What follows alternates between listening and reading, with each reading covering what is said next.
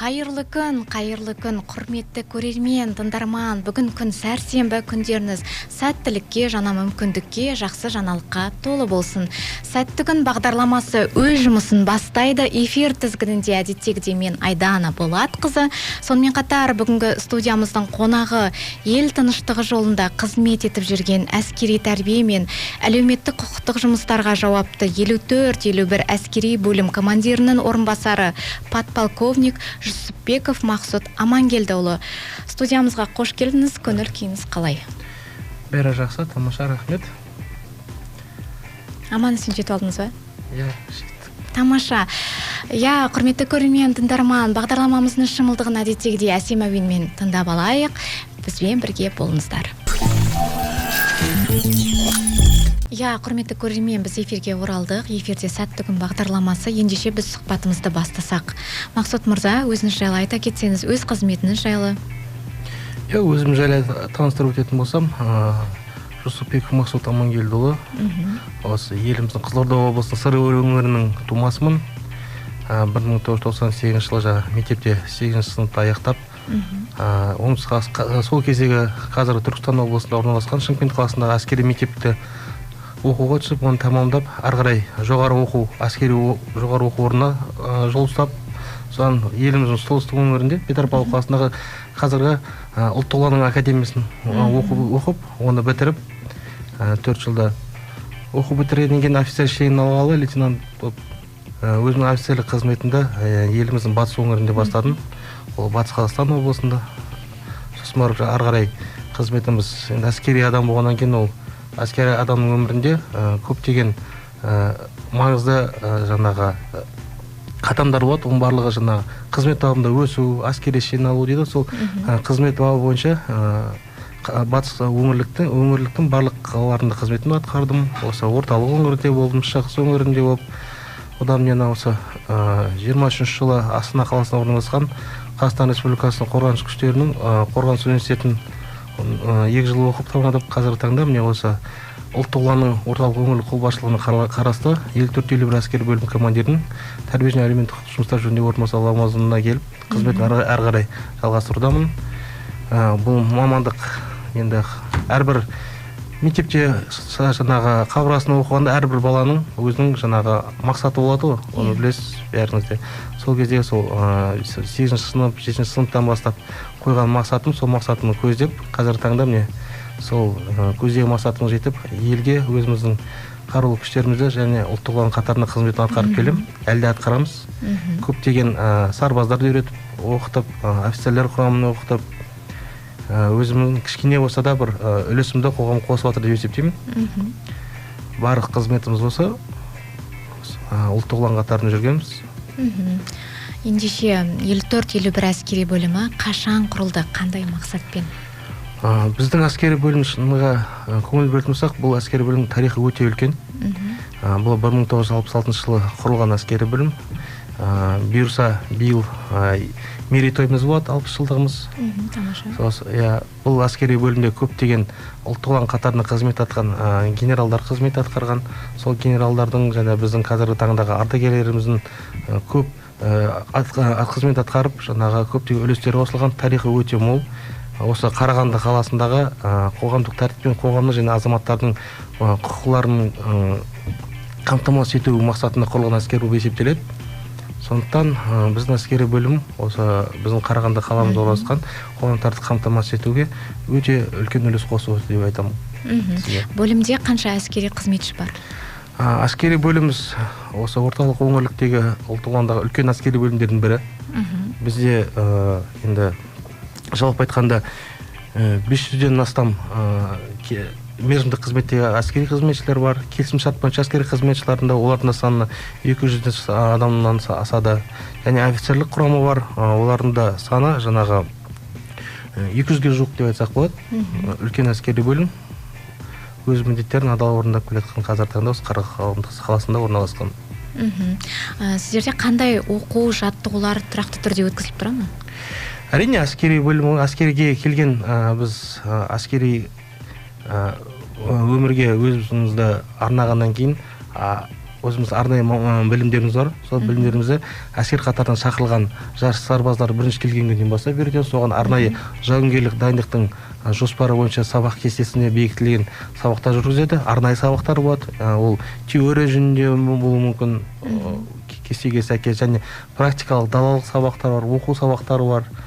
Бізде кестеге жаңағы жоспарға сәйкес әрқашан әр күніміз белгіленген.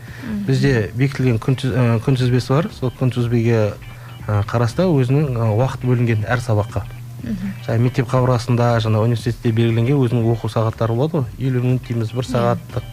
Әр неге сабаққа, арнайы сабақтарға уақыт бөлінген. Далалық сабақтарға 6 сағаттан бөлінген. Мысалға біз ай сайын 3 күннен 5 күнге, 5 күннен 7 күнге далалық жаттығуларға, жаңағы теория жүзінде оқыған білімдерімізді біз практика жүзінде, тәжірибе жүзінде қолданып үйренуіміз керек. Оған жаттығулар жасаймыз. Күнделікті өткізетін сабақта жаңа дайындықтарымыз бар. Оған қатарлас өзіміздің жауынгерлік қызметтеріміз бар. Жауынгерлік қызметке әскери қызметшілер орындау үшін міндеттерін, жауынгерлік қызметін ол жаңағы сабақтарда дәріс алып, өзінің шеберлігін ұлғайтып үлкейте береді. Жас сарбаздарды дайындау процесі қалай жүзеге асады? Негізі бізде ұлттық ұлан қатарына шақырылған жас сарбаздар, оның дайындаудың бірнеше кезеңі болады. Бірінші кезеңі ол жаңағы іріктеу жұмыстары деп айтамыз. Ол жаңағы қорғаныс істері жөніндегі департаменттерден басталады.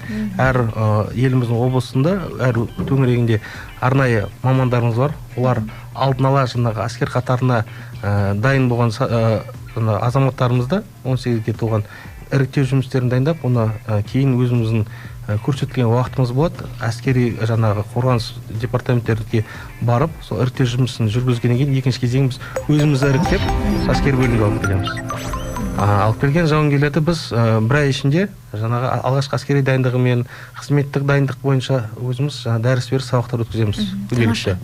Құрметті көрермен, тыңдарман, бізде ақпараттық үзіліс, ақпарат толқынында бірге болайық. Ардақты ағайын, біз эфирге оралдық. Ендеше өзіміздің сұхбатымызды жалғастырсақ.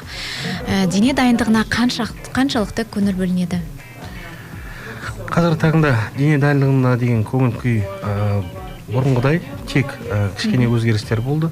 Мысалға, жұмасына жауынгерлік дайындық жоспарына сәйкес дене шынықтыру пәніне сабақтар болған кезде ол біз қоян-қолтық ұрыс және жаңағы соның тәсілдерін, амалдарын үйретсек, күнделікті олар таңғы жаттығуды орындайды. Және аптасына 2 рет 1 сағаттан дене дайындық өздерінің кешкі шаралары өткізіледі. Сосын бос уақыттарында біз әскери бөлімде үлкен өзіміздің спорт арналған залымыз бар. Ішінде темірмен жеке айналысатын бөлмелері бар. Бәрі көрсетілген, сарбаздардың қолы бос кезде өздері айналысады. Және волейболдан болсын, футболдан жарыстар өтіп тұрады, турнирлер өткізіп тұрамыз бөлім командирінің, немесе қолбасшылықтың қолбасшысының кубогына ойындар өтеді, волейболдан, футболдан. Біздің сарбаздарымыз, келімшарт әскери қызметшілеріміз де барлығы деңгейде өздері қатысып, әрқашан өзінің спорттық деңгейін көтеріліп тұрады. Әскери дайындық сабақтарының ерекшелігі қандай? Әскери сабақтың дайындық ерекшелігі ол біріншіден қазіргі таңда заманауи технологияны пайдаланып, біз бүкіл сабақтарда жаңағы дәріс беру амалдарын біз теледидар арқылы немесе компьютер арқылы жаңағы әскери қызметшілерге арнайы слайдтар арқылы немесе видеороликтер арқылы сол жаңағы көрсеткен дәрісте көрсетілген материалдар жеткіземіз. Бірінші мақсат ол жас азамат, жас жігіт әскер қатарынан келген кезде елімізде мемлекетте болып жатқан саяси өзгерістерден ақпаратты жоғалтпауы тиіс. Және де өзінің мектеп шаңырағында алған білімін ары қарай ұлғайтып жаңағы өсіру білу керек. Арнайы сабақтардан дәріс алған дұрыс болады. Себебі әскери қызметін аяқтағаннан кейін ол жаңағы өз мамандығы бойынша мектепке дейін жаңағы оқу алған, немесе өзі колледж бітірген жас сарбаздар көп. Бізде өзінің болашағына керек болады деген ойда боламыз. Рахмет. Құрметті көрермен, тыңдарман, бізде жарнамалық үзіліс.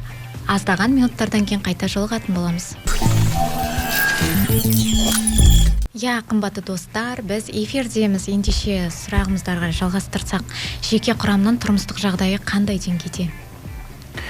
Бізде жеке құрам деген түсінік ол жаңа айтқандай 3 санатқа бөлінеді ғой. Офицерлердің құрамы және келісімшарт бойынша әскери қызметшілер. Жаңа 3-ші санат ол мерзімдік қызметтегі сарбаздарымыз. Қазіргі таңда офицерлер мен келісімшарт бойынша әскери қызметшілердің келетін жаңағы әлеуметтік жағдайына көптеген өзгерістер енгізіліп жатыр. Елбасымыздың соңғы жаңа кешегі құрылтайында да айтып өтті, алдындағы Түркістан газетіне берген сұхбатында да айтып өтті. Қазіргі таңда офицерлер құрамының 23%-ға, жалақыларының көтерілді биылдан бастап. Келісімшарт бойынша әскери қызметшілер 10%-ға. Тағы бір айта кететін жөн, осы 2026 жылдан бастап бұрын соңында тек қана мерзімді қызметтегі әскери қызметшілерімізге ғана жаңағы іс-сапарда немесе демалыс күні темір жол бойынша жаңа пойызбен жүретін билеттері жаңа ақысы тегін болатын, жол ақысы тегін болатын. Қазір осы офицерлер мен келісімшарт бойынша әскери қызметшілердің құрамына да тегін сол қызметшіге және соның жанұясына жол барып демалыс өткізетін орнына қайту жолына тегін болған қарастырылып отыр 26 жылдан бастап. Сарбаздарымызға келетін болсақ, сарбаздарымыздың биылдан бастап көптеген өзгерістер өтті. Киім нысанынан өзгерістер өтті. Қазіргі таңда барлық жеке құрамның тамақтандыру соның көрсетілген көптеген өзгерістер енгізілді. Рацион питание дейміз ғой, тамақтар нысандары біздің жаңағы қазақтың жаңағы столынан, дастарханнан ұқсат қылып жаңағы мысалға жұма күндері сарбаздар бізде әр аптада мысалға ет жейді. Үйдегідей ет асып, бешбармақ дейміз, сол тамақтанады. Сосын жаңа плов жейтіндердің жаңа тамақтарына өзгерістеріңізді киімнен бөлек. Сосын ақшалай үлесі де бұрынғыдан қарағанда кішкене өзгерілді, әр сарбазға жұмсалатын. Киім үлгісі 2 рет, бұрынғыдай бір киіммен болмайды, 2 рет кететін кезде жаңағы арнайы өзінің киімдері болады. Қызметке шығатын киімдерінде бізде қазір таңда 2 үлгісі бар. Жауынгерлік қызметке шығатын киімнің бұрын қыстық және жаздық болатын. Қазір күздік, көктемдік 4 мезгілге арналған киім нысандары үлгілері бекітілді. Қазір таңда біздің сарбаздар қызметке жауынгерлік қызметке шыққанда осы жаңа киім үлгілерімен қызмет атқаруда. Әскери қызметшілерге қандай әлеуметтік қолдау көрсетіледі? Әлеуметтік қолдау көрсетілуі қажет айтқан тұрғын үй мәселесі бойынша, оны қазір таңда барлық бұқаралық ақпарат құралдарында көрсетіп жатыр, барлық жерде айтылып жатыр.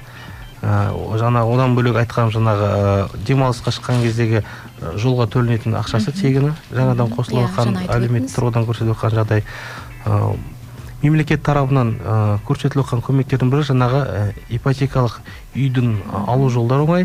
Соған тағы да айта кететін, ол әрбір әскери қызметші пәтері жалдау бойынша төлем ақысын төлейтін, әр өзіне және өзінің жанұясының әр басына. Қазіргі таңда біз білеміз, осы Қарағанды қаласы бойынша, бізде Қарағанды облысы бойынша бізде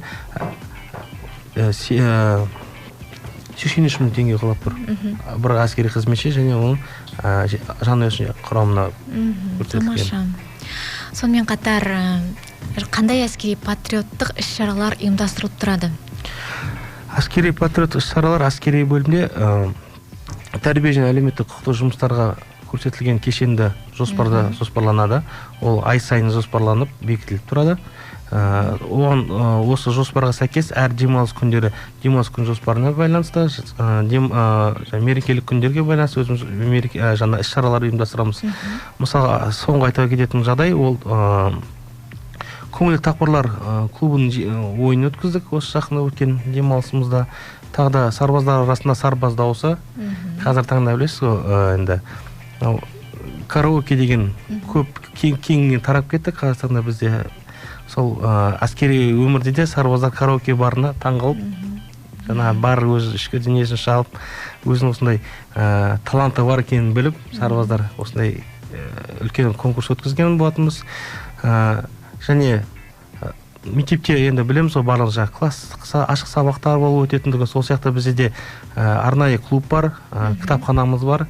осы Қарағанды қаласында орналасқан бірнеше кітапханалармен тығыз байланыста шаралар ұйымдастырамыз. Мысалы, Гоголь атындағы кітапханамен көп тығыз шаралар ұйымдастырамыз. Мысалға, Ахмет Байтұрсынов туралы біз арнайы кеш өткіздік. Жаңағы театраландырылған көрме жасап, сарбаздарымыз қатысып тұрады. Онан кейін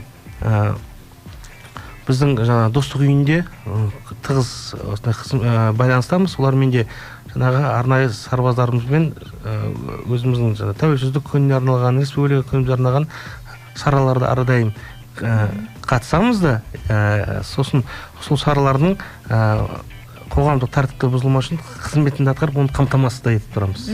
Яғни біз қызметті де атқарып отырамыз, сол шараларға қатысып та отырамыз өзіміз. Керемет. Бұқаралық ақпарат құралдарымен және әлеуметтік желілермен жұмыс қалай жүріп тұрады сіздерде? Сұрағыңызға рахмет, жақсы сұрақ. Мысалға, бұрынғы осының 10 жылғы кезеңмен қазіргі кезеңін салыстыра кетсек, мысалға, бұқаралық ақпарат құралдары бізде бұрын соңды өзіміздің әскери газеттеріміз болды. Бүркіт, Қалқан, ол қазіргі таңда да бар, жаңа форматта шығып жатыр. Ол онлайнда, офлайнда форматта шығып жатыр. Ол сарбаздарға жетімді. Одан бөлек біз айына бір рет, 2 айда бір рет ата-аналармен сарбаздардың жаңағы онлайн форматта экран арқылы кездесу кешін өткіземіз. Сарбаздармен немесе осы жаңағы әскери бөлімнің жетекші құрамымен осындай форматта өткіземіз. Сосын әр біздің әскери бөліністерде қазір таңда енді бәрі өзгеріп жатыр ғой. Біз жаңағы осы бұқаралық ақпараттардың жұмыстарын ұйымдастыру үшін әр бөліністе өзіміздің штаттан тыс мобилографтарымыз бар. Ол мобилографтар жаңағы әскерге дейін осындай интернет ғаламтор жүйесінде, жаңа интернетте өзінің қызығушылығы бар сарбаздар бар. Арнайы өзінің құралдарымен жұмысты сарбаздар жасап біздің Инстаграмда және TikTok желісінде өзіміздің парақшаларымыз бар. Біздің әскери бөлімдегі сарбаздардың тұрмыс тіршілігі, қызметі, яғни жаңағы біз айтып отқан демалыс күнгі жоспарлары, ата-аналармен кездесу күндері барлығы сол жерде ашық көрсетілген. Бұл жұмыстың бәрін, бұқаралық ақпараттық жұмыстардың бәрін ұйымдастырған біздің сарбаздарымыз өздерінің командирлерінің тәрбие және әлеуметтік жұмыстар жөнінде орынбасарлары бар. Яғни жаңағы кітапханамыз бар, клубымыз бар, барлығын білесіз. Осы бүкіл үлкен ұжым ретінде осындай шаралар ұйымдастырады. Бұл туралы айта беретін болсақ, өте көп айтуға болады. Өйткені бұл арнайы 2 күнде, 3 күнде дейтініміз күнделікті жүріп жатқан жұмыс. Яғни сарбаз өзінің күнделікті тұрмыс тіршілігін жаңағы интернет жүйесінен жаңағы ғаламтор арқылы түсіріп, сол мобилографтармен арнайы осындай есте қаларлық өзіне кезеңдерін есте қалады, оны әрдайым қанша уақыт өтсе де ғаламтор арқылы көре алады. Мысалға, 10 жыл бұрын қалай болды мысалға? Ол кезде жаңағы ғаламторға шығу деген өте қиындау болды. Яғни құралдары жоқ болды. Сарбаздар естеліктер қалай жасады? Біз арнайы сарбаздарға қызмет атқарып, соңына қарай қызметін арнайы альбомдар жасайтынбыз. Суретке түсіріп, менің жаңағы бөлінісім, менің командирім деген сияқты бірге түскен соң фотоларын жинап, альбом салды, сарбаздар үйіне алып кететін естелік ретінде. Ал қазіргі таңда осы жұмыстың бәрін біз онлайн форматта ұйымдастырамыз. Яғни қазіргі қызметшілерімізге, сарбаздарымызға өте жетімді. Тамаша. Қиын емес деп ойлаймын. Қазіргі жастарда әскери қызметке тәрбиелеуде қандай қиындықтар кездесіп тұрады? Енді негізі адаммен жұмыс істеу, адамға білім беру, адамды тәрбиелеу деген өте үлкен жұмыс. Оны ешкім оңай деп те айтпайды, қиын деп те айтпайды. Өйткені бұл біркелкі болмайды. Өйткені біз білеміз, адамдардың әр адам өзінің мінез құлқы бар, өзінің тәрбие алған, білім алған, қоршаған қоғамы бар. Соған байланысты біз әскери қатарына шақырғанда әр солдатқа жеке, әр сарбазға жеке көзқарас салуға тырысамыз. Сосын ол сарбаздар әрқайсының жеке мінез құлқын қарап, зерделеу жұмыстар өткеннен кейін біз жалпы оларды бір ұжым ретінде қосылу жұмыстарын өткіземіз. Ол осы жаңа оқу пункті кезінде 30 күн ішінде жүргізетін жұмыс. Ол үшін арнайы біздің мамандарымыз бар, әр бөліністің командирлері бар, олардың орынбасарлары бар, және үлкен жұмыс атқаратын ол біздің сержанттар. Кіші командирлеріміз дейміз. Ол сержанттар біздің сарбаздарымыздың таңнан кешке дейін бірге қызметте де, жауынгерлік қызметте де, іште де, сабақта да бірге жүріп, үйретіп, көрсетіп қасында жүретін сарбаздар. Көптеген қиыншылықтар кездеседі әрине бізде сарбаздарда. Ол бірінші қиыншылығы не? Ол бізде сарбаздарымыз әскерге дейін біреу үйінде ата-анасының жанында өскен сарбаз бар. Бір сарбазымыз күнделікті жаңағы жұмыс жасаған, сабаққа дейін көп көңіл бөлмеген сарбаздар кездеседі. Еркесі, үйдің еркесі болады, үйдің үлкені болады, біреудің жалғызы болады. Ешкім баласын жаман деп айтпайды ғой. Сондықтан да бұл жұмысты да біз өте қиын, өте оңай деп айта алмаймыз. Өйткені бұл күнделікті атқарылатын жұмыс. Бұл бір ғана тұлғаның атқаратын қызметі жұмыс емес. Бұл кешенді жұмыс. Бұл жұмыста ең үлкен рөл бұл біздің сержанттарымыз. Әскери қызметкер болу сіз үшін ол нені білдіреді? Әскери қызмет болу, бұл мен жаңа баста сізге айтып отқандай жауапкершілік. Бірінші ол мен жауапкершілігім, біріншіден бұл мен өзіме қойған, бала күнімде қойған мақсатыма жету. Яғни осы мақсатым жетіп айтқандай қоғамға кішкене болса да өз үлесімді қосу деген. Қазір таңда қаншама жыл болды әскер қатарында жүрген қызмет атқарып, бұл әлі күнге айтатын өзімнің жауабым. Мен үшін бұл үлкен мақсат. Өйткені осы мақсат арқылы мен осы қоғамға деген кішкене болса үлес қосу. Бүгінгі сарбаздарға қойылатын басты талаптарыңыз қандай? Басты талаптарымыз сарбаздарға қойылатын ол біріншісі өз қабылдаған антына адал болу. Өйткені ант қабылдау ол әрбір ер азаматтың өмірінде бір рет болады, соңғы рет. Сол антына адал болу. Ол антына ол мемлекет алдына, отан алдында қабылдаған, одан кейін ант қабылдау рәсімі кезінде бұл өзінің ата-аналарының алдында тұрады. Яғни бұл антын орындамаған, ол өзінің ата-анасын тыңдамағанмен бір деп ойлаймын. Себебі әрбір азамат ол ата-анасын тыңдайды деген сенімдемін. Әскер қатарынан келгеннен кейін Бауыржан Момышұлы атамыз айтқандай, тәртіпке бас иген құл болмайды дейді. Тәртіпке бағынып үйрену керек. Тәртіпке бағынып үйренген азамат ол келешекте ұжымда да басқарып жаста қызмет атқарады деп есептеймін. Тамаша. Ендеше келесі бірнеше минутта ақпаратпен толықтырып алсақ, содан кейін бағдарламамызды тәмамдайтын боламыз. Құрметті көрермен тыңдарман, біз эфирге оралдық. Бағдарламамыздың да қорытындысына келіп қалдық. Ендеше өзіңізді көріп отқан көрерменге айтар жылы лебізіңіз немесе кеңесіңіз болса, мархабат. Рахмет. Қандай кеңес берерім ер азаматтарымызға, біздің жас жігіттерге, әскер қатарына келіп жатқан, келуге дайындалып жатқан, айтады ғой, өткенде білмеген болашаққа қол жеткізбейді дейді. Өткенге бас бұратын болсақ, осы біздің егеменді қазір тәуелсіз елімізде біздің аталарымыздың күшімен, осылардың арқасында жаңа айтамыз ғой, найзаның ұшымен, білектің күшімен алған деп, осы ұлан-байтақ жерімізді бізге сыйға берген, осы жерімізге бізді өмір сүрсін, ие болсын деп. Сондықтан осы жерімізді, елімізге қызмет атқаруға, қорғап қалуға әрқашан дайын болу керекпіз. Ол дайындықты біз әскер қатарында өзімізді шыңдап дайындайды деген себеп есептеймін. Сондықтан қош келдіңіздер ұлттық ұлан қатарына, жалпы әскери қатарына. Әр ер азамат өз жер үшін қызмет атқарса, қандай мамандықта болсын, әскери мамандық болсын, басқа мамандық болсын, әрқайсы өз орнында, өз мамандығында адал және өзіне, өз жанұясына деген осындай адалдықпен атқарса, біздің қоғамда, яғни жалпы елімізде үлкен жетістіктерге жетеді деген ойда боламын. Тамаша. Мақсұт Амангелдіұлы, сізге осы уақытыңызды бөліп, эфирімізге келіп, ой, пікірлеріңізбен бөліскеніңіз үшін алғысымызды айтамыз. Қызметіңізге сәттілік, ел тыныштығы жолындағы еңбегіңізге табыс тілейміз. Келіп тұрыңыз тағы да кездескенше. Сізге рахмет, шақырғанға келгеніме қуаныштымын. Келесіде осындай жиі кездесіп, өзіміз көрермендерімізге ой бөлісіп, талқылаймыз деген ойдамын. Рахмет. Құрметті көрермен тыңдарман, осымен сәтті күн бағдарламасының бірінші бөлімі өз жұмысын аяқтайды. Аздаған үзілістерден кейін қайта жолығатын боламыз.